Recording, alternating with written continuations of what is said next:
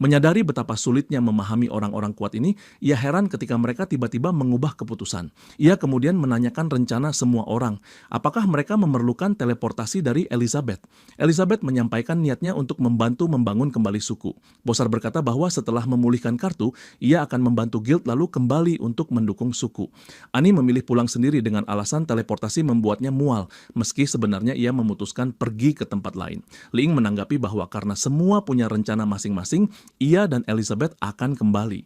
Ia mulai menggoda Elizabeth dengan sentuhan iseng, mempertanyakan sikapnya dan mendesaknya untuk segera pulang. Elizabeth hanya mengangkat jarinya, mengaktifkan teleportasi. Sementara itu, Shai melayang tinggi di udara, menatap ke bawah pada dua pria yang berdiri di depan sebuah gear. Dua orang itu adalah anggota Swords Guild bernama Ash dan Bal. Ash, pria bersetelan rapi, mengungkapkan bahwa semuanya kini masuk akal, terutama bagaimana anggota guild bisa berubah menjadi para apostel. Makhluk yang berdiri di hadapan mereka adalah iblis 6 pilar bernama Farad Deak. Iblis itu menyatakan akan menunjukkan kekuatan ras beast. Ia melesat ke depan, mengaktifkan pelepasan otot penuh. Ash cepat menghindar dan bertanya pada Elder Bal apa yang harus dilakukan. Bal menegaskan agar ia tidak meremehkan dirinya sendiri, mengingat pria tua itu sudah mencapai peringkat Demon Lord. Begitu Bal mencabut pedangnya, ia langsung mengaktifkan teknik kilatan jarum. Dalam sekejap, tubuh serigala itu dipenuhi jarum bahkan di kepala dan lidahnya. Ash mundur selangkah membentuk segel tangan lalu melancarkan teknik pembelenggu dari beton. Serigala mulai terperangkap namun tetap memaksa maju. Ash mengaktifkan kemampuan lain, getaran bilah di dalam beton mungkin untuk memperkuatnya. Serigala itu terhimpit, batuk darah sambil melirik ke samping. Ash memaksimalkan kemampuannya hingga beton bergetar dan tanah di sekitarnya terangkat. Serigala itu terus tertekan dan dibanting ke tanah. Bal mengamati tenang dari balok kayu di dekatnya, memuji kemampuan Ash dan mengakui harapannya padanya. Ash menyelesaikan serangan dan menyatakan getaran telah rampung. Bal memberi selamat meyakinkan bahwa kelak ia akan melampaui Blue Blade. Ash merendah mengatakan akan melangkah setahap demi setahap. Namun, kenyataannya tidak semudah itu. Beton retak, asap tebal membubung. Ash dan Bal merasakan hawa mengerikan yang mendekat. Bal meminta fokus dan memerintahkan membangun penghalang. Ia mengaktifkan kemampuan Blade of Darkness, memanggil 3 pedang di depannya. Namun, dari balik asap, serigala hanya menggerakkan tangan dan menepisnya. Ketiga pedang hancur seketika. Ash terlempar ke arah Bal sambil batuk darah. Wujud serigala kini lebih kurus dengan langkah pelan namun penuh ancaman. Ia menggumam, mengira lawannya akan bertahan lebih lama, lalu mengakui bahwa pihak lain benar. Gear hanyalah media penyalur kekuatan. Ia menyatakan harus menyelam ke dalam kekacauan untuk menemukan energi tak terbatas. Membentangkan tangan sambil menyombongkan diri bahwa kini ia telah melampaui kekuatan Lord Malfoy. Tiba-tiba 2 tebasan menembus tubuhnya. Bal segera mengenali sosok Cisi. Tanpa drama, serigala itu sudah tergeletak di tanah. Cisi santai bertanya apa yang sedang Bal lakukan di sana, mengira serigala kecil ini akan menjadi lawan tangguh, tapi nyatanya ia tumbang dalam sekejap. Bal menjelaskan bahwa ia pergi ke selatan untuk mencari negara kecil yang bisa membantu melawan Black Guild. Cisi memahami, namun meminta semuanya kembali ke guild terlebih dahulu sebelum melanjutkan rencana, karena ia memiliki pengumuman penting. Adegan berpindah ke alam iblis. Di dalam gua goblin, seorang pria mirip Minotaur berkomentar bahwa ia mendengar goblin di sini berbeda dari luar karena tak pernah bersentuhan dengan manusia. Pria berambut hijau menenangkannya, mengatakan bahwa selain memiliki green sword, mereka juga membawa Tuan Trafi. Jadi jika goblin muncul, mereka bisa langsung dibasmi. Pria berambut merah muda yang tampaknya adalah Trafi menambahkan bahwa jika bukan karena utang budi pada Holy Guild, ia tak akan berada di sana. Sementara itu, penyihir dalam rombongan mengaku resah membayangkan goblin barbar. Minotaur menjelaskan bahwa karena belakangan jarang ada kompetisi, mereka memutuskan mengambil risiko ini. Di tempat itu, Greensword menatap sesuatu yang besar di depan mereka dan berjanji akan melindunginya. Permata milik sang penyihir bereaksi kuat menandakan banyak makhluk mendekat. Pria berambut hijau melihat lebih jauh ke dalam gua dan menyadari mereka telah ditemukan. Seketika gerombolan goblin dengan air liur menetes menyerbu. Mereka membicarakan perempuan dan suasana makin tegang. Pria itu mencabut pedang besar, bersiap bertarung.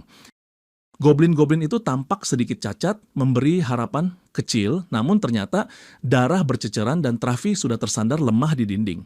Ia mencoba mengatakan bahwa goblin barbar ini tak memiliki sihir, tetapi segera dipukul keras di kepala. Semua sudah mati.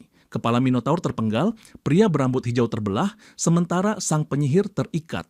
Seekor goblin besar dan gemuk melangkah maju, menyatakan waktunya memperbanyak keturunan. Namun tiba-tiba, sesuatu mencengkeram tangannya. Dalam hitungan detik, goblin itu tergeletak tak bernyawa, tubuhnya berubah menjadi lendir, tampak terperangkap dalam ilusi. Penyihir itu menjilat jarinya, menegaskan bahwa tak peduli seberapa barbar seseorang, pada akhirnya mereka selalu jadi seperti anjing di hadapannya. Ia memegang sebuah gear di tengah pegunungan, namanya Ruth Bader, Iblis Sovereign Bintang 5. Ia naik level dan memanggil pihak yang bersembunyi untuk menampakkan diri. Dari kegelapan muncul sosok botak menyerupai serangga. Dari tubuhnya tangan-tangan tertawa muncul dan yang terlihat berikutnya adalah Dargor. Ia mengatakan bahwa jika Ruth menginginkan kekuatan gear, ia tak perlu menyembunyikan identitas. Ia bahkan tak perlu berburu Malfoy karena Dargor bisa mengurusnya jika Ruth mau melakukan satu hal untuknya. Ruth menanggapi bahwa ia menyadari hubungannya dengan sang presiden tidak akur, lalu bertanya apakah ia berencana mengkhianati Guild. Beberapa kepala mulai melilit di sekelilingnya, tampak seperti kemampuan fatal attraction miliknya yang mulai bekerja. Namun ia memintanya berhenti membuang-buang sihir konyol itu, menegaskan bahwa ia tidak tertarik pada hasrat seperti itu dan juga tidak berminat mengkhianati Malfoy. Ruth kebingungan dan bertanya, apa sebenarnya yang ia inginkan? Sembari heran, apakah ia berada di tingkat Demon King karena kemampuannya tidak mempan. Sebelum mendapat jawaban, ia malah menyuruhnya melupakan saja, mengaku tidak tahu bagaimana bisa membantunya, lalu memanggilnya Lord Exod. Pria itu menyebutnya wanita yang cerdas, sambil bertanya, apakah ia khawatir tawarannya tidak akan memuaskan. Ia kemudian menjelaskan bahwa gear yang begitu diinginkannya hanyalah alat perantara dan jika ia mau menerima kontrak, ia bisa mendapatkan kekuatan 10 kali lipat. Tiba-tiba sesuatu yang disebut kekuatan kekacauan keluar dari mulutnya. Ia menjelaskan bahwa kekuatan itu cukup untuk melewati tahap Demon Lord dan langsung meloncat ke tingkat Demon King. Jauh lebih kuat dibanding menyerap 1000 gear. Alasannya, kemampuan pesona milik Ruth sangat efektif. Itulah sebabnya ia yang terpilih. Ruth terpesona dengan bayangan bisa mencapai tingkat Demon King secepat itu. Ia menyetujui kesepakatan tersebut. Di rumah Liing, tanaman kecilnya sedang beristirahat di lantai untuk memulihkan diri. Liing berkomentar bahwa dunia sihir luar biasa, bahkan tanaman bisa memahami manusia, sesuatu yang jarang ia lihat. Namun, ia mengatakan pada tanaman itu bahwa ia harus pulang, mendoakan agar tanaman itu hidup lama. Begitu ia pergi, tanaman-tanaman lain milik Liing langsung menatap tanaman kecil itu. Liing kemudian memberitahu Elizabeth bahwa ia sudah kembali menawari apel segar yang baru dipotong. Elizabeth yang masih dalam bentuk chibi menolak. Ia mengatakan bahwa apel tidak seenak camilan yang sedang ia makan. Liing mengaku sudah tahu, namun mengingatkan agar ia tidak terlalu banyak makan, menyuruhnya bersantai sementara ia menyiapkan camilan lain. Elizabeth meletakkan camilannya, lalu mengambil sekaleng Coke. Setelah meneguk banyak, Elizabeth mengeluarkan sendawa. Tiba-tiba ia marah dan menumpahkan Coke ke mana-mana. Liing bertanya-tanya apakah ia marah karena penampilannya sebagai pahlawan mengecewakannya. Ia sadar benar bahwa dirinya tak punya sihir dan tak mampu mempelajari ilmu pedang dengan baik. Ia menebak Elizabeth kecewa karena ia terlalu bodoh. Sementara itu, Elizabeth merasa lucu membayangkan ia mungkin berada di atas hukum dunia. Jika itu benar, tak ada alasan baginya untuk bersusah payah berlatih. Semua ini, pikirnya, hanya membuatnya menjadi batu loncatan bagi Liing untuk lebih terkenal, atau mungkin bahkan tidak, karena ia tampak tak tertarik mengalahkannya. Sekali lagi, ia merasa meremehkan dirinya sendiri.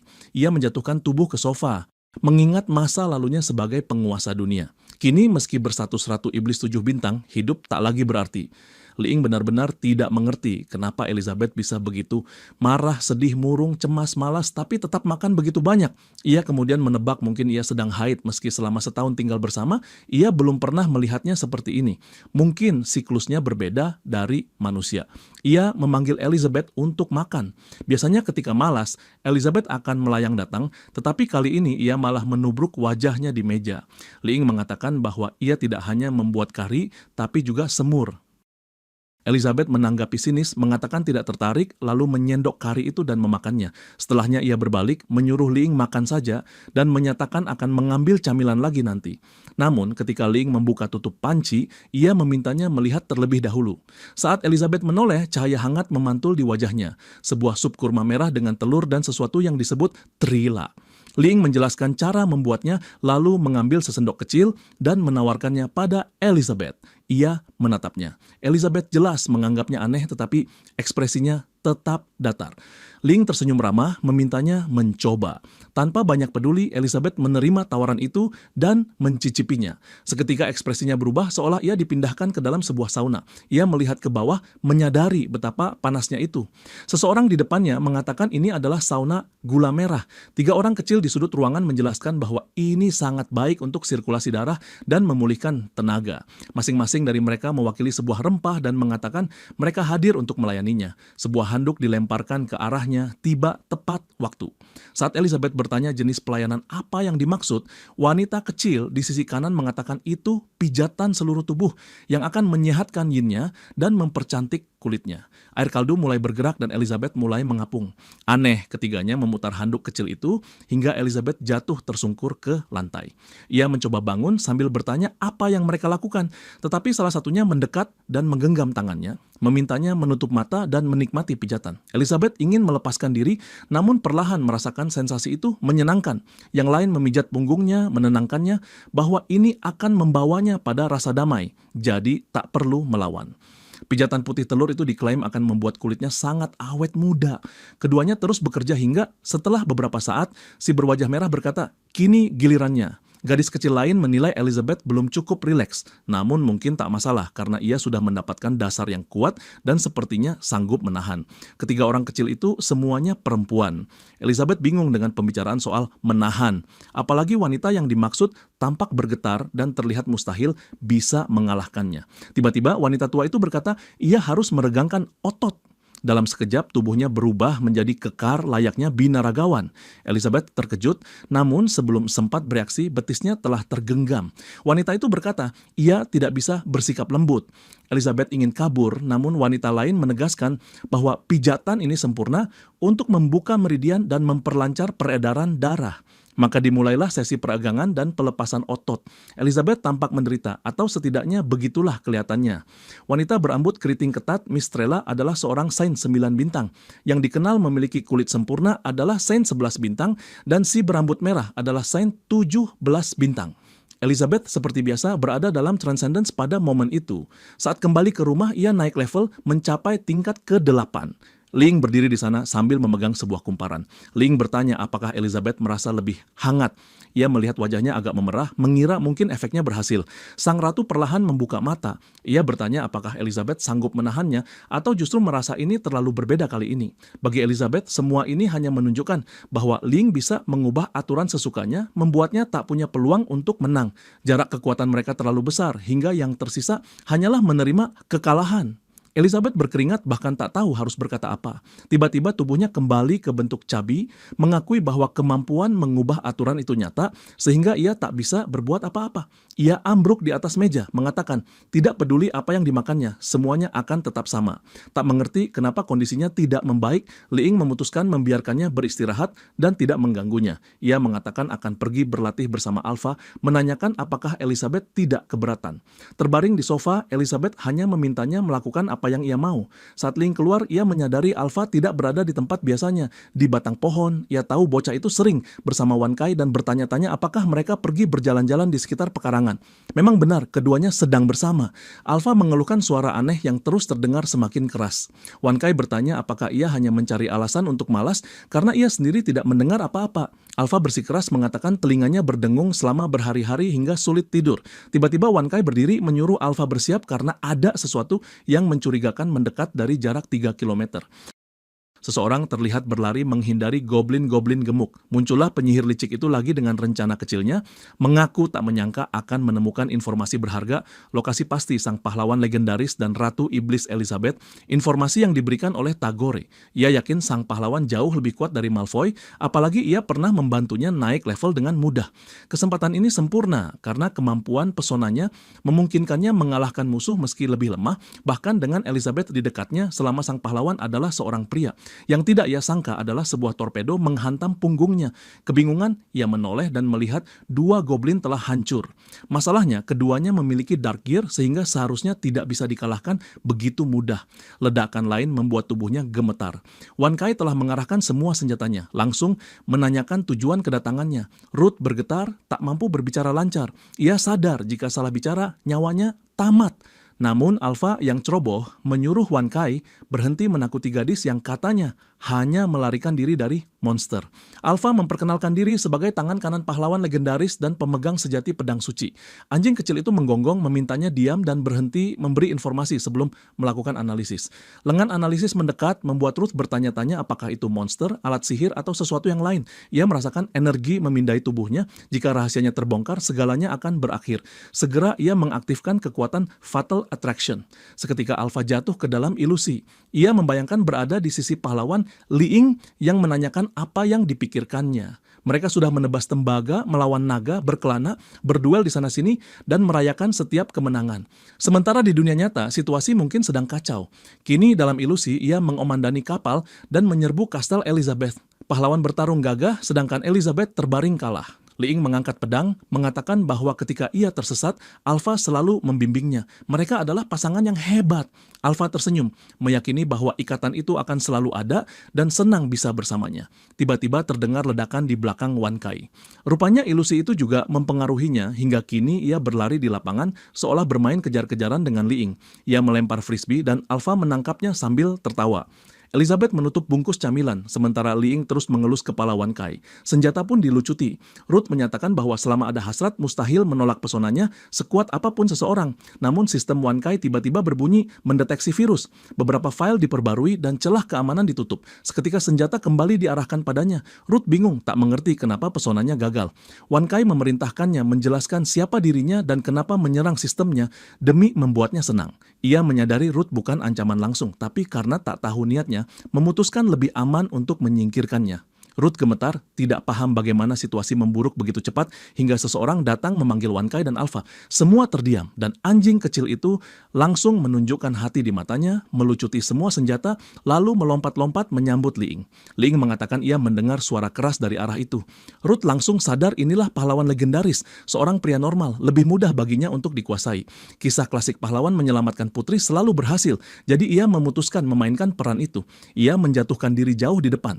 Sementara Li Ying bertanya pada Alpha apa yang ditertawakannya. Alpha hanya tertawa kebingungan, membuat Li Ying memanggilnya beberapa kali. Ia menepuknya agar sadar. Seketika Alpha tersentak keluar dari ilusi. Masih kebingungan, Li Ying berkata ia khawatir karena Alpha bertingkah seperti orang linglung menanyakan apakah ia cukup tidur. Mereka lalu beranjak pergi meninggalkan Ruth sambil menyarankan Alpha memperbaiki pola tidurnya dan menebang kayu. Ruth menyadari mereka tak berniat menolongnya, berdiri dengan gaya manja, bertanya apakah ada yang bisa membantunya. Li Ying menoleh dan bertanya siapa dia.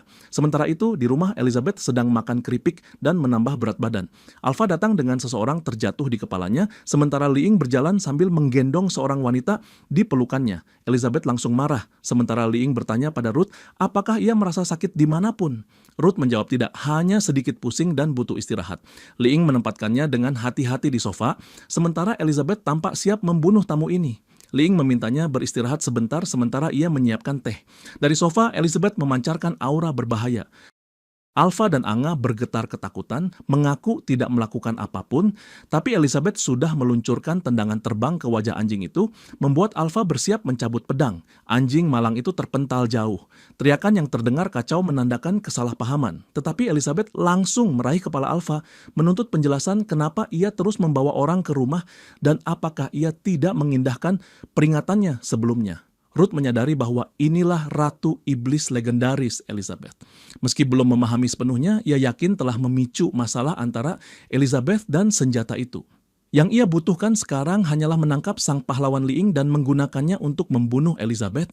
Ia mengaktifkan Fatal Attraction, langsung menargetkan Li Ying. Namun tidak terjadi apa-apa. Li Ying malah mendekatinya. Ruth terkejut, tak paham kenapa efeknya gagal. Sementara Li Ying hanya mengatakan ada secangkir teh untuknya. Ia mencoba lagi, yakin mustahil seorang pria bisa menolak pesonanya. Li Ying justru melihat matanya berputar dan bertanya apakah ia merasa tidak enak badan. Ruth berjuang mempertahankan kekuatannya, tapi Li Ying menyodorkan teh, memintanya untuk tidak gugup dan sedikit rileks. Setelah pulih, ia akan mengantarkannya kembali ke kota. Saat mengambil cangkir itu, Ruth merasakan kekuatan sihir besar di dalamnya. Ia memutuskan untuk meminumnya dan meneguk besar. Seketika tubuhnya diliputi sensasi dahsyat. Saat itu juga ia naik menjadi iblis bintang 2. Li Ying bertanya bagaimana perasaannya, namun cangkir jatuh ke lantai. Ia memegangi perut. Heran apa yang diberikan padanya. Urat-urat ungu mulai muncul di perutnya, rasa gatal merayap di lehernya. Li Ying bingung, bertanya apakah ia alergi gandum. Elizabeth menjelaskan bahwa wanita ini mirip Cixi dan terikat kontrak dari Laut Gelap. Li Ying memintanya menyelamatkan Ruth seperti dulu menyelamatkan Cixi, tetapi Elizabeth menolak, menuduh Li Ying sengaja memberinya teh itu untuk memaksanya memutus kontrak sesuatu yang ia tak mau lakukan gratis. Ruth mengatakan ia pasti sedang dipaksa menyaksikan kebesaran Sang Pencipta. Sesuatu merangkak dari tenggorokannya, lalu dimuntahkan ke lantai, slime ungu yang sama dengan sihir aneh dari para serangga. Makhluk itu berkata telah menyusup dengan sangat rahasia, lalu mengancam suatu hari akan menghancurkan Elizabeth dengan kekuatan kekacauan hanya untuk dibersihkan oleh robot kecil. Li Ying mengatakan ia takut, tapi lega ternyata hanya kotoran. Elizabeth segera menuntut Ruth menjelaskan tujuannya datang. Ruth meminta mereka tidak salah paham, mengaku dipaksa. Ia sadar kontraknya dengan Azathoth telah terputus dan kekuatan gabungan mereka melebihi dugaan. Elizabeth tidak percaya dan langsung menyeretnya ke dunia kerangka. Bingung, Ruth menyadari ia berada di alam Raja Iblis, tetapi merasa seperti seekor semut di hadapan Elizabeth. Li Ying mulai menembus ilusi, menyebut bahwa Elizabeth akhir-akhir ini memang agak marah. Ia memintanya tak tersinggung dan menjelaskan segera soal Black Guild. Ruth akhirnya setuju. Elizabeth bertanya kenapa wanita gila ini berlutut. Ruth mengaku bahwa Aat dari Laut Gelap memaksanya bekerja. Ia tidak ingin berbuat salah, diam-diam melarikan diri, tidak sadar ada sesuatu yang ditanam di tubuhnya, dan memohon agar Li Ying menyelamatkannya. Li Ying berkata itu tak masalah, tapi mereka perlu mengetahui rinciannya. Beberapa saat kemudian Li Ying memberinya pakaian dan Ruth mengeluh ukurannya agak sempit. Elizabeth mengatakan itu karena dibuat untuknya. Ia menganggap bahwa terlepas dari niat Ruth, sebaiknya ia pergi. Namun, sebelum fajar, Ruth mengaku rencananya memang membunuh Elizabeth, tapi setelah disucikan oleh Li Ying, ia berubah sepenuhnya. Jika Ratu Iblis ingin ia pergi, ia akan patuh. Tapi jika Li Ying memintanya tinggal, ia tidak bisa menolak. Elizabeth menegurnya agar berhenti bersikap tak tahu malu, memperingatkan bahwa ini bukan tempat untuk hidup gratis sambil makan dan minum sepuasnya. Ruth membalas bahwa ada pepatah seorang pahlawan hanya bisa digoda oleh seorang gadis. Mungkin karena tubuhnya sempurna, sesuatu yang tak bisa dipahami Elizabeth. Elizabeth memegang perutnya, bertanya apakah Ruth mengira ini bentuk aslinya, lalu menjentikkan jari, mengaktifkan konversi atribut. Elizabeth bertanya apakah ini tubuh sempurna yang dimaksud Ruth, sambil mendekat. Ruth mundur, tetapi Elizabeth terus maju, bertanya kemana perginya semua kepercayaan dirinya. Memperingatkannya agar melihat baik-baik, Elizabeth menyatakan bahwa ia bukan apa-apa di hadapan Ratu Iblis. Sebuah gunung dilemparkan padanya, tetapi Ruth justru menikmatinya dan membalas, bahkan berhasil mengungguli Elizabeth. Ia tertawa di wajah sang ratu yang tak percaya. Li Ying masuk bertanya apa yang terjadi. Ruth berbalik meraih tangan Elizabeth lalu mendapat tamparan. Ia memohon dramatis bahwa jika ia berbuat salah, ia siap memperbaiki. Elizabeth tidak terpengaruh. Li Ying bertanya kenapa ia melakukan itu, sementara Ruth masih menangis, meminta Li Ying tidak menyalahkan Elizabeth dan menganggap hukumannya adil. Li Ying memintanya berhenti menangis, mengatakan mungkin ini hanya kesalahpahaman, lalu menoleh ke Elizabeth, bertanya apakah itu benar. Ruth yakin Elizabeth akan membenarkan dirinya, yang ia butuhkan hanyalah mengambil semua kesalahan agar Li Ying mau melindunginya. Elizabeth tanpa rasa bersalah sedikit pun mengatakan tidak ada pembenaran. Ia hanya ingin memukul Ruth dan tidak melihat masalah dengan itu. Malu, Ruth meminta bantuan Li Ying. Dengan tangan terlipat, Li Ying memanggil Elizabeth. Saat Elizabeth menoleh, ia hanya memberi acungan jempol dan berkata bahwa jika Elizabeth memukul Ruth, pasti ada alasannya. Li Ying kemudian menjelaskan pada Ruth bahwa Elizabeth adalah Ratu Iblis, jadi ia bisa mengirimkan kekuatan bintang. Tamparan itu mungkin untuk menghapus sisa sihir, Ia menepuk bahu Elizabeth dan mengatakan tidak akan mengganggu lagi, lalu beranjak pergi. Ruth gemetar memohon agar Li Ying tidak pergi. Begitu ia keluar, Elizabeth mencibir bahwa itu trik amatir. Ia memperingatkan Ruth bahwa dirinya bahkan tidak menganggapnya ancaman, jadi tak akan menanggapi serius. Jika Ruth berpikir bisa membuat perbedaan di rumah ini, ia jelas melebih-lebihkan dirinya. Ruth benar-benar kalah dalam permainannya sendiri. Di luar, Wan Kai sedang membereskan diri. Setelah makan malam, Ruth telah berkembang menjadi iblis Raja Bintang 3. Li Ying menawarkan tambahan nasi dengan daging babi, tapi Ruth yang hidungnya sudah berdarah menolak, mengaku sudah makan cukup. Sebenarnya ia tahu kemajuannya terlalu cepat dan tubuhnya kesulitan mengikuti. Sementara itu, Li Ying menyajikan porsi besar untuk Elizabeth. Ruth heran bagaimana mereka bisa makan sebanyak itu seperti makanan biasa. Masalahnya, ia kini berada di wilayah seorang raja iblis yang seharusnya berada di puncak dunia ini, namun jarak kekuatan mereka sangat besar. Ia kini bertekad tinggal bersama Li Ying, karena itu menjelaskan kenapa sang ratu iblis menyerah pada seluruh dunia. Ruth berkomentar bahwa Elizabeth punya selera makan besar, tapi mungkin Li Ying akan kurang menyukainya jika ia makan sebanyak itu. Li Ying justru mengatakan ia lebih bahagia melihat Elizabeth menikmati masakannya. Ruth menunduk di meja, mengaku berharap bisa menjadi seseorang yang setiap hari mendapat masakan khusus untuknya. Saat itu Elizabeth menghentak meja, mengaku kehilangan selera karena berpikir mungkin satu-satunya gunanya adalah menjadi penguji makanan Li Ying. Ia pindah ke sofa dan Ruth bertanya apakah Elizabeth sudah tidak menyukai masakan Li Ying. Elizabeth memandang Li Ying, mengatakan ada pepatah bahwa saat orang mendapat apa yang mereka inginkan, mereka berhenti menghargainya. Meski begitu, ia tetap menganggap masakan Li Ying yang terbaik. Elizabeth tampak tak peduli drama ini dan melanjutkan makan keripik. Sementara itu, Li Ying hanya berpikir bahwa mood Elizabeth akhir-akhir ini berubah-ubah saat menstruasi, tapi melihatnya murung membuatnya merasa aneh. Adegan berpindah ke kamar mandi, di mana Ruth sedang mandi dan memuji tempat itu, bahkan memiliki sabun cair milik Li Ying. Hanya dengan mengoleskannya ke tubuh, ia langsung naik menjadi iblis Raja Bintang 4. Ia kagum bahwa hal-hal sederhana seperti minum, makan, dan mandi di sini sangat luar biasa. Dulu, ia mengikuti yang kuat karena mengira itu cara terbaik untuk berkembang, tapi kini dengan Li Ying di dekatnya, ia yakin bisa memiliki segalanya. Ia bertekad meninggalkan jati dirinya yang lama dan menjadi seseorang yang hanya fokus menaklukkan Li Ying.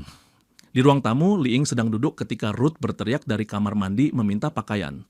Ia hendak mengambilkan, tapi Ruth tiba-tiba muncul hanya dengan handuk, mengatakan tak perlu repot. Li Ying berusaha menjelaskan bahwa handuk yang dipakainya adalah miliknya, tapi Ruth duduk di antara mereka mengatakan tak masalah, hanya saja pakaian Elizabeth terlalu sempit. Ia lalu bertanya apakah Li Ying sedang menonton sesuatu bernama Iyi atau entah apa. Ruth merapat ke Li Ying mengatakan apapun itu, ia ingin menontonnya bersama. Namun kepalanya membentur sandaran sofa. Saat Li Ying menjauh dan hendak mengambil pakaian, Ruth curiga ia mencoba kabur lagi. Ia berdiri mengatakan tak masalah karena ia akan punya banyak kesempatan untuk mengejarnya lagi. Tiba-tiba mulutnya tertutup. Elizabeth mengatakan rencananya adalah menghindari urusan dengan pengikut seperti Ruth. Ruth tak sempat bereaksi saat Elizabeth mengaku penasaran tentang seorang teman yang merupakan anggota Black Guild. Ruth panik, lalu Elizabeth memperingatkan agar ia membenahi handuknya, kalau tidak saluran mereka bisa ditutup. Elizabeth menegaskan Ruth tak akan mati selama ia mau bekerja sama. Ruth berkata pada dirinya sendiri bahwa untuk menaklukkan Li Ying, ia tidak boleh kalah. Ia mengaktifkan Fatal Attraction, berniat menunjukkan kekuatan iblis Raja Bintang 4. Namun seketika ia mendapati dirinya mengenakan pakaian tahanan di ruangan penuh alat penyiksaan. Pintu berderit terbuka dan rasa takut langsung menyeruak. Orang yang masuk adalah Elizabeth, memegang cambuk. Ia mengatakan Ruth memang sengaja masuk perangkap dan Elizabeth sengaja membawanya ke sini. Ruth bertanya apakah Elizabeth tak takut pada reaksi Li Ying jika melihatnya seperti ini. Tapi sang ratu menjelaskan bahwa ia telah menyesuaikan ilusi primitif ini. 1 jam di sini setara dengan 10 detik di luar. Setelah waktu habis, ia akan kembali tanpa ada yang berubah. Ruth tertawa menuduh Elizabeth ingin membuatnya menyerah pada Li Ying. Tapi itu mustahil. Ia sudah menyadari bahwa dengan sedikit bantuan saja dari Li Ying, ia bisa terus berkembang masa depannya tanpa batas. Namun cambuk pertama langsung mendarat. Elizabeth mengatakan Ruth sudah keterlaluan dan yang ia inginkan hanyalah informasi tentang keberadaan Amelia.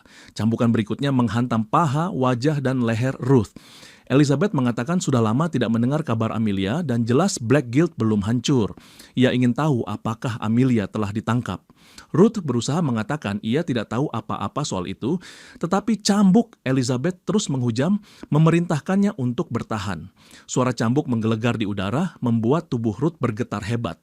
Ia bersikeras tidak tahu apa-apa dan mulai memohon agar Ratu Iblis melepaskannya.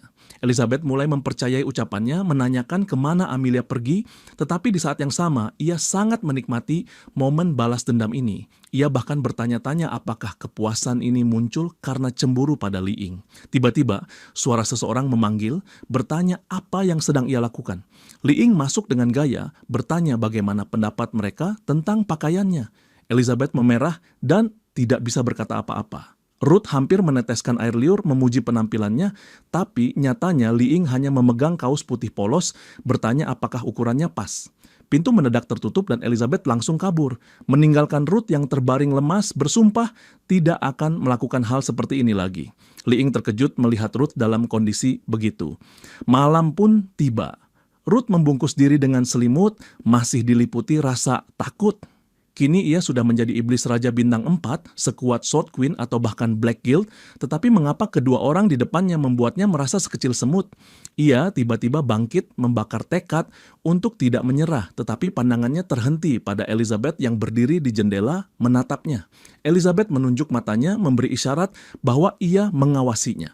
Ruth langsung kembali bersembunyi di bawah selimut. Elizabeth teringat pernah memaksa Li Ying berjanji untuk tidak membiarkan orang lain tidur di ranjangnya. Mungkin Li Ying sengaja membawa wanita ini sebagai bentuk kompetisi. Ia memang bisa mengubah aturan dunia, tapi tidak bisa mengubah emosi orang perlahan. Elizabeth bertekad mengalahkan wanita ini dalam persaingan itu, sekaligus mengalahkan Li Ying. Pagi pun tiba. Li Ying bangun dan mendapati Ruth sedang membersihkan lantai. Ia mengatakan tidak perlu karena mereka punya robot kecil yang mengurus semua itu. Saat ia bertanya pada Elizabeth, sang ratu langsung mengatakan tidak memaksanya melakukan apapun.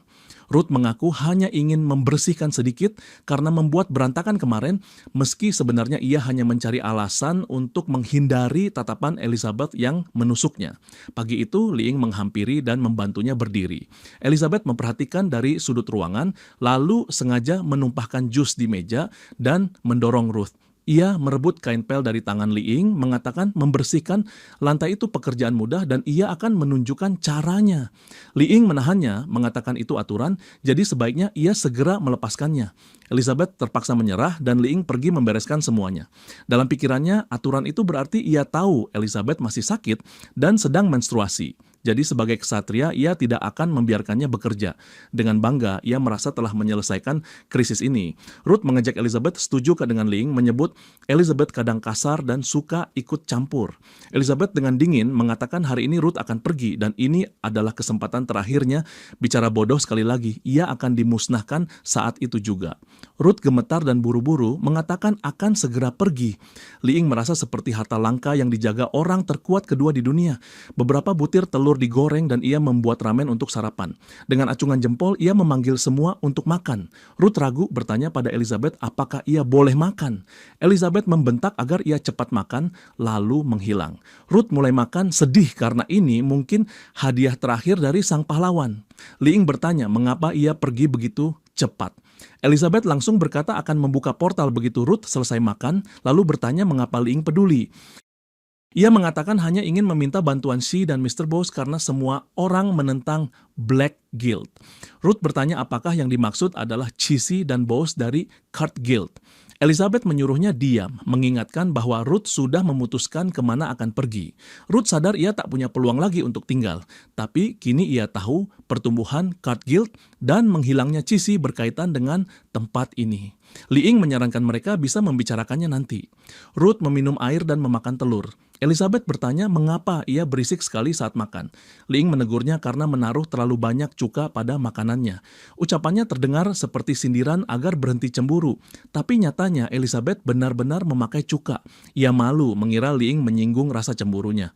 Ling menjelaskan bahwa terlalu banyak cuka akan merusak rasa. Elizabeth menunduk, menyadari rasanya memang buruk, tapi ia menghentak meja. Mengatakan tidak masalah karena ia menyukainya. Ia tetap melanjutkan makan, meski rasa asam itu seperti bom waktu di mulutnya. Ketika rasa itu meledak, kenangan akan semua yang ia lalui bersama Liing menyerbu. Nyaris berciuman, pertemuan takdir, saat ia turun dari langit dan bertarung melawan Wan Kai, hingga menjadi teman yang menjelajahi dunia bersamanya, menaklukkannya sedikit demi sedikit. Entah disengaja atau tidak, Liing selalu membimbing Elizabeth, selalu ada di sisinya. Namun kini ia baru saja mengetahui bahwa Ling adalah pencipta hukum-hukumnya sendiri, sesuatu yang tak mungkin bisa ia capai. Di matanya ia mungkin tak berbeda dari orang lain, namun Ling tetap tulus dan baik padanya. Elizabeth bertanya-tanya apakah dirinya memang berbeda, atau semua ini hanya ilusi. Di benaknya rasa asam dari makanan itu menetes, membuat matanya hampir berlinang. Ia berdiri sambil berkata bahwa rasanya terlalu asam. Kesal, ia memanggil Liing. Ia menghentak meja, menanyakan apakah Liing pernah menyukainya. Liing terkejut, tak sepenuhnya memahami maksud pertanyaan itu, bertanya-tanya apakah ia menanyakan perasaan romantis. Elizabeth segera merasa malu, sadar bahwa rasa cemburu membuatnya bertindak tanpa berpikir. Sementara itu, Ruth yang duduk di dekat mereka mencoba memahami apakah sang ratu baru saja mengaku secara tiba-tiba. Bahkan Alpha dan Wan Kai mengintip dari jendela. Si Pirang berkomentar bahwa sedang ada tontonan menarik. Elizabeth menyuruh mereka pergi dan keduanya langsung bersiul sambil pergi untuk berpatroli di halaman. Elizabeth memerintahkan Ruth kembali makan ramen, membuatnya terkejut dan buru-buru berbalik. Liing terlihat canggung, tapi Elizabeth menegaskan bahwa ia sudah bertanya. Liing gugup bertanya apakah yang ia maksud adalah ingin menambah telur di ramen dan jika ia bisa membuatkannya. Bosan, Elizabeth menyuruhnya berhenti pura-pura bodoh dan menjawab langsung. Pertanyaannya sudah jelas, jadi ia menginginkan jawaban yang jelas. Jantung Liing berdegup kencang. Ribuan pikiran melintas di kepalanya. Haruskah ia tetap berpura-pura tak mengerti? Apakah rahasianya sudah terbongkar? Haruskah ia lari atau menjawab ya atau tidak? Ia tidak ingin menyinggung Elizabeth, tetapi ia juga membutuhkan reputasinya untuk bertahan di dunia ini. Atau mungkin Elizabeth juga menyukainya, meski ia pikir itu mustahil. Mereka berasal dari dunia berbeda dan Elizabeth jauh lebih kuat darinya. Pada akhirnya, meski pertanyaan ini berisiko nyawa, ia memutuskan untuk menjawab. Dengan hati berdebar, ia ragu-ragu hingga Elizabeth kembali menghentak meja, menuntut jawaban ya atau tidak.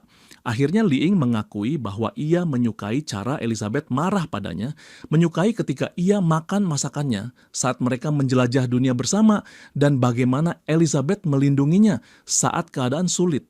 Ia mencoba menambahkan lagi, tetapi berpikir bahwa pada akhirnya ia lebih seperti pelayan daripada teman.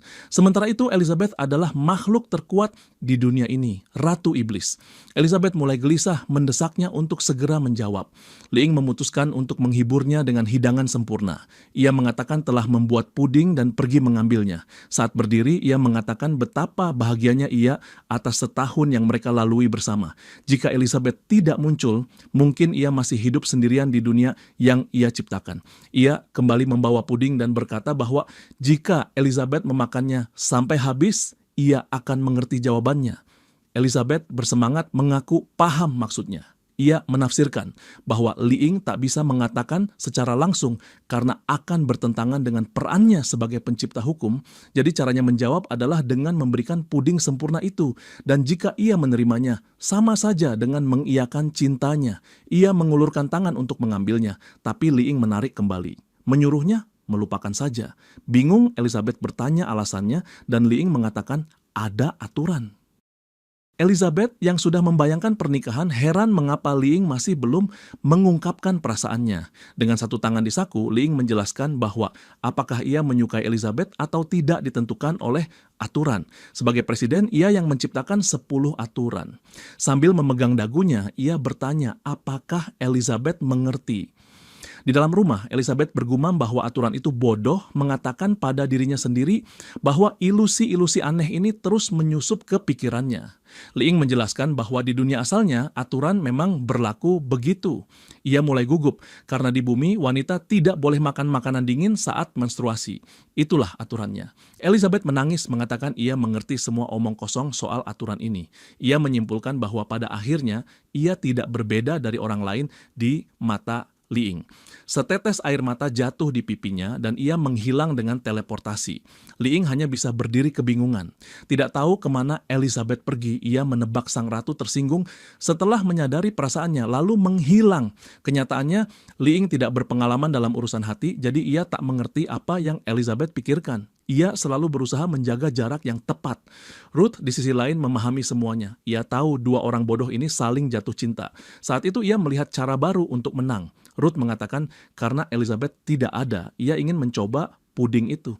Liing langsung menolak. Ruth bertanya dramatis, apalagi sang ratu tidak ada di sana. Saat menuju kulkas, Liing menjelaskan bahwa mungkin terdengar aneh, tapi puding khusus itu hanya ia buat untuk Elizabeth. Jika Ruth mau puding, ia bisa makan yang instan dari toko yang ia bawa dari perjalanannya. Ekspresi Ruth berubah, makanan lain tak akan memuaskannya. Yang ia inginkan hanyalah apa yang Elizabeth makan, karena ini adalah kesempatannya. Sebelum ratu kembali, adegan berganti ke Elizabeth.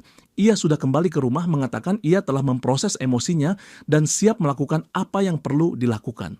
Elizabeth menatap sekeliling, bertanya-tanya di mana semua orang. Suara ketukan terdengar dari balik pintu, membuatnya berjalan mendekat dengan hati-hati, takut dengan apa yang mungkin ditemuinya. Ia membuka pintu dan menuntut penjelasan, memperingatkan bahwa sebaiknya tidak seperti yang ia pikirkan. Sosok berambut merah muda berdiri di sana dengan wajah memerah, membuat Elizabeth terjatuh ke lantai, memohon agar mereka menghentikan apapun yang sedang dilakukan. Sementara itu, Ruth bergumam bahwa sudah terlambat. Buahnya sudah matang dan Liing kini miliknya. Ia semakin terbawa pikiran itu sampai seseorang tiba-tiba mengusap wajahnya. Ternyata ia telah jatuh ke dalam ilusi dan Liinglah yang membangunkannya. Liing bertanya kenapa ia tertawa dan apakah ia masih lapar. Ruth menjawab tidak, hanya merasa sedikit pusing setelah sarapan, mungkin masih terpengaruh sisa kekuatan Black Guild. Liing khawatir saat ia hampir roboh, berkata ia bisa pingsan lagi. Ia menaruh sepotong ham di bahunya, menyuruhnya beristirahat di sofa. Ruth bertanya kenapa, lalu balik bertanya apakah ia tidak mau. Ia menjawab bahwa untuk pulih sepenuhnya, ia butuh tidur di ranjang Liing akan jauh lebih nyaman. Ia menegaskan bahwa ia akan nyaman dan Liing pun akan nyaman, jadi keduanya akan nyaman. Liing kebingungan, tak mengerti mengapa kenyamanannya juga ikut dihitung. Sebelum ia sempat memprosesnya, Ruth sudah menariknya menuju kamar, sambil berjalan tersandung-sandung, mengaku tubuhnya sangat lemah. Begitu masuk, ia memuji betapa nyaman tampilan kamarnya. Targetnya sudah semakin dekat. Liing mencoba menghentikan, tetapi ia sudah punya rencana menariknya begitu jarak cukup dekat. Namun Liing lebih cepat. Ia meraih kursi putar dan mendorongnya hingga berputar ke arah Ruth, mendarat sempurna dengan gaya. Kursi itu meluncur, membuat Ruth terpental ke meja buku. Liing meminta maaf, mengatakan kursi ergonomis itu sangat nyaman dan sempurna untuk beristirahat. Benjolan mulai terbentuk di dahinya. Ruth terpaksa mengakui kursi itu memang sangat nyaman, tapi buku-buku di rak mendadak roboh menimpa kepalanya, membuatnya kembali terantuk meja. Liing kembali meminta maaf, menjelaskan bahwa itu hanya catatan yang ia tulis untuk mengisi waktu saat sendirian. Ruth duduk dengan wajah frustrasi, heran kenapa pria ini tak mengerti maksudnya. Namun pikirannya beralih pada buku-buku yang ia tulis. Ia berdiri bertanya apakah ia boleh membacanya. Liing mengizinkan, tapi memperingatkan mungkin isinya membosankan. Ruth mulai mengambil semua buku itu. Ia berpikir jika ia tahu keinginan pribadi Liing, ia bisa menaklukkannya. Ia berputar di kursi sambil mengangkat sebuah buku, mengatakan ingin memulai dari yang ini. Saat Liing mendekat untuk menjawab, ia mengaktifkan Fatal Attraction. Kali ini, di dalam ilusi, ia mengenakan gaun tidur, berkata bahwa Liing akhirnya datang. Namun Liing berubah menjadi teknisi perbaikan, menawarkan jasa servis. Ruth menggoda, mengatakan dan memintanya memperbaiki pancuran di kamar mandi yang katanya rusak. Liing dengan tenang mengatakan itu perbaikan cepat. Begitu memutar kran, air menyembur deras membasahi Ruth. Ia berakting malu, tetapi Liing hanya mematikannya, mengatakan pekerjaannya selesai, lalu pergi. Putus asa, Ruth berkata ia punya kemampuan hebat dan bertanya apakah ia mau melihatnya. Li-ing tampak tertarik, bertanya apakah ia benar-benar bisa melihatnya. Ruth mengatakan bukan hanya melihat, tapi juga menyentuhnya. Tiba-tiba ia berada di sebuah bengkel yang dibangun di punggungnya. Li-ing mengambil bor Nimbus 3000. Menyebutnya model sempurna. Ruth kebingungan bertanya kenapa hal itu muncul dalam ilusinya. Ternyata buku yang ia pegang berjudul Godaan Terakhir Sang Teknisi, ringkasan yang ditulis Li-ing saat pertama kali tiba, membahas berbagai macam alat. Li-ing tampak emosional, mengatakan waktu berlalu begitu cepat. Ruth kesal bertanya kenapa judulnya seperti itu. Li-ing malah mengatakan mungkin ia harus mencoba daya tarik lewat preferensi, bukan langsung. Ruth mengambil buku lain berjudul Pemikiran tentang Perawatan Medis. Adegan berganti ke sebuah klinik, ia masuk dan memanggil dokter. Li-ing kini mengenakan jas putih, menyambutnya di klub kesehatan. Li-ing menanyakan keluhannya. Ruth duduk di depannya, mengaku merasa sangat lelah dan meminta bantuan. Li-ing memegang pergelangan tangannya, memeriksa denyut nadi, lalu mendiagnosis energi lemah, jantung dan ginjal tidak stabil, serta kekurangan vitalitas. Ruth meminta perawatan dengan nada menggoda. Sebelum ia melanjutkan, semburan obat cair menyemprot wajahnya, membuatnya mundur kaget.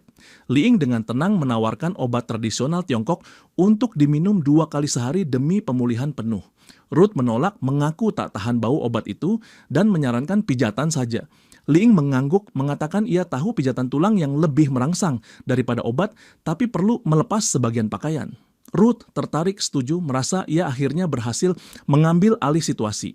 Li-ing meletakkan tangannya di dekat lehernya, menyuruhnya tenang, mengatakan hanya akan memegang kerah. Saat ia mencondongkan badan, penasaran, Li-ing tiba-tiba memutar lehernya, lalu menekan punggungnya 2 kali untuk meluruskan tulang belakang. Ruth meringis kesakitan. Li-ing menaruh tangannya di samping kepala Ruth, menyuruhnya tenang. Jika ia bisa bertahan, semua kotoran dalam tubuhnya akan hilang. Suara retakan keras terdengar. Li-ing bertanya bagaimana perasaan Ruth, apakah tubuhnya lebih rileks. Ruth menjawab ya, tubuhnya terasa jauh lebih ringan, namun tiba-tiba ia ambruk ke lantai, tersentak kembali ke kenyataan. Dalam dunia nyata, ia memegangi kepalanya sambil berteriak kesakitan. Li-ing memperingatkan agar ia berhati-hati, karena hal-hal dalam buku itu dibuat oleh profesional dan tidak boleh ditiru, atau ia bisa terluka. Ia meminta maaf dan berkata ia mengerti. Kini ia bahkan menyesal statusnya turun dari iblis Raja Bintang 4 menjadi Bintang 3. Baru ia sadar, yang mempengaruhi dirinya bukanlah pesona terhadap Li-ing, melainkan buku itu yang menariknya masuk ke dalam dunia cerita. Namun masih tersisa satu buku, Kenangan Kampus dan Hubungan Rumit. Ia yakin di dalamnya ada semua yang ia butuhkan untuk menaklukkan pahlawan legendaris itu. Kesempatan ini terlalu berharga untuk dilepaskan. Adegan berpindah ke suasana sekolah. Seorang guru tinggi besar menanyakan apakah Li-ing sudah menyelesaikan pekerjaan rumahnya, lalu berkata akan memeriksanya. Li-ing menjawab santai bahwa tidak perlu karena ia sudah lama menyelesaikannya dan kini sedang mengerjakan masalahnya sendiri. Guru itu tetap mendekat untuk melihat apa yang ia kerjakan. Tumpukan soal geometri, mencari syarat sudut segitiga, menganalisis 2,5 lingkaran di dalam persegi, menghitung luas terpisah, masalah demi masalah. Semuanya tentang ruang dan lingkaran. Ruth bertanya-tanya apakah ini ada hubungannya dengan lingkaran sihir. Soal-soal itu jelas menyimpan kekuatan kuno dan misterius. Hanya dengan melihatnya, Ruth merasakan tekanan tak kasat mata. Ia yakin jika menguasainya, ia akan melihat kebenaran dunia. Tapi semuanya terlalu sulit. Li-ing mengatakan semua itu mudah jika punya pengetahuan matematika SMA. Ruth lemah berkata agar ia tak terlalu memaksakan diri dan beristirahat dulu. Tiba-tiba ponselnya berdering. Foto seorang gadis muncul di layar. Li-ing berdiri mengatakan pada guru bahwa ia harus pergi karena pacarnya menelepon. Guru menegurnya karena bukan hanya membawa ponsel, tetapi juga berpacaran. Namun Li-ing dengan tenang berkata, semua ini tidak nyata. Ia sudah lama lulus. Jika mau, ia bisa menghafal seluruh tabel turunan. Ia mulai melafalkan rumus dan perhitungan kompleks tanpa henti hingga guru itu memintanya berhenti karena kepalanya sakit. Ruth jatuh tersungkur, sementara Li-ing berdiri santai di samping Elizabeth di depan pintu. Angka-angka terus berputar di kepala Ruth, membuat otaknya kewalahan. Li-ing melangkah menuju cahaya dan Ruth memohon dengan putus asa agar ia tidak meninggalkannya. Suara terdengar, ilusi pecah, dan buku itu menutup. Ruth kembali ke rumah menerima sebuah benda dari Li Ying.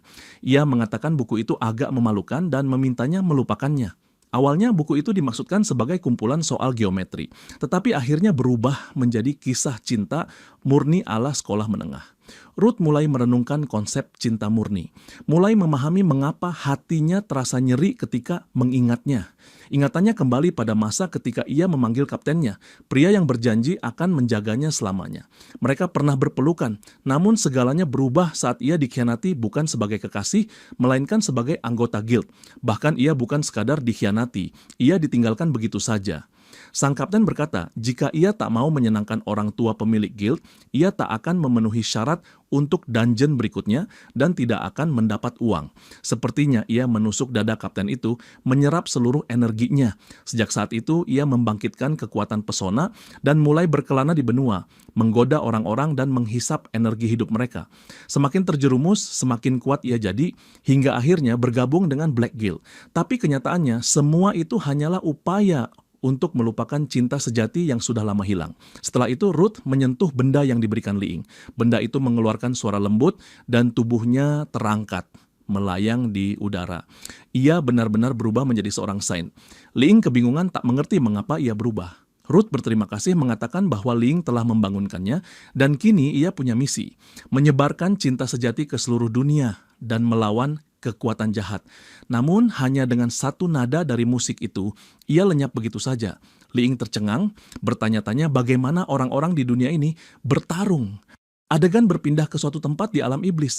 Amut dan Grab sedang mengunyah Gear hingga seekor kucing muncul, menghancurkannya, lalu memakannya. Namun ia kemudian menunduk, melihat sekumpulan lalat dan seekor tikus yang menyatu dengan tangannya. Energi mengalir melalui terowongan menuju tempat lain, di mana sebuah telur raksasa beristirahat. Di dalam telur ungu itu terdapat telur emas. Di hadapannya berdiri siluet Malfoy. Rupanya telur itu milik Amelia. Malfoy bergumam iri karena Amelia bisa begitu dekat dengan sang ratu. Ia telah mengamati semua kenangan mereka dan terkesan bahwa Yang Mulia tidak berubah sama sekali, masih mempesona seperti dulu. Saat itu robot kecil di samping Malfoy memanggil tuannya melaporkan bahwa Samoy dan Ruth sudah lama menghilang, kemungkinan besar telah mengkhianatinya. Robot itu bertanya apa yang akan ia lakukan. Malfoy menjawab bahwa itu tidak masalah. Jika mereka ingin pergi, biarlah. Ia tak berniat melakukan apa-apa. Namun, robot itu bersikeras mengatakan bahwa orang yang dikirim Malfoy ke kerajaan Elis juga telah menghilang. Ditambah lagi ada rumor bahwa Card Guild telah mengambil alih wilayah itu. Robot itu tahu Malfoy sudah menyerap habis seluruh kekuatan sihir dari telur itu. Lalu, mengapa ia belum bergerak menghadapi Ratu Iblis? Malfoy menjawab dingin bahwa semua itu tak penting. Yang hilang sudah hilang. Pada akhirnya ia berhasil menarik perhatian Elizabeth karena Elizabeth sampai mengirim Amelia untuk membunuhnya. Robot itu bertanya-tanya apakah kehancuran mendadak Malfoy disebabkan oleh hilangnya seluruh kekuatan yang ia bangun selama ini. Ia pun memutuskan harus melakukan sesuatu untuk membantu tuannya pulih kembali. Tiba-tiba tanah bergetar dan Malfoy bertanya tekanan apa itu. Robot memperingatkan, dia kembali. Malfoy mengaku sudah tahu, namun dalam kondisi sekarang, ia tak bisa melakukan apapun di luar wilayah iblis. Elizabeth muncul sambil menangis.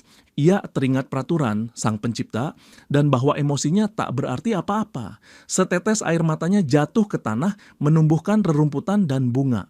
Sebuah padang mekar dan ia duduk di sana, tenggelam dalam kebencian pada dirinya sendiri. Ia tak percaya bisa merasa begitu menyedihkan hanya karena hal ini. Namun ia memutuskan, itu tak masalah. Ia bisa hidup tanpa mereka, tetapi bagi mereka kehilangan sosok seberharga dirinya akan jauh lebih buruk. Saat itu ia merasakan sesuatu yang familiar. Amelia ada di wilayah ini. Mengapa tugasnya belum diselesaikan? Seketika Elizabeth melesat ke langit, sementara makhluk-makhluk di bawah berteriak. Dengan mudah ia terbang melewati mereka, mencabut roda-roda gelap dari tubuh mereka, melemparkannya ke udara, lalu menghancurkannya dengan satu kibasan tangan. Ia bergumam jijik, benda-benda busuk ini menyebar ke mana-mana. Awalnya ia hanya ingin mengamati, tapi akhirnya memutuskan untuk memusnahkannya. Lalu ia menggeleng, mengingatkan diri bahwa ia tak lagi terhubung dengannya. Ia harus fokus pada tanggung jawabnya sendiri. Elizabeth melihat sebuah lubang gelap dan bertanya-tanya mengapa Amelia bersembunyi di sana. Jika Amelia telah menerima kekuatan busuk ini demi mengejar kekuatan, maka Elizabeth telah terlalu tinggi menilainya. Elizabeth memanggil nama Amelia, namun telur itu tetap diam.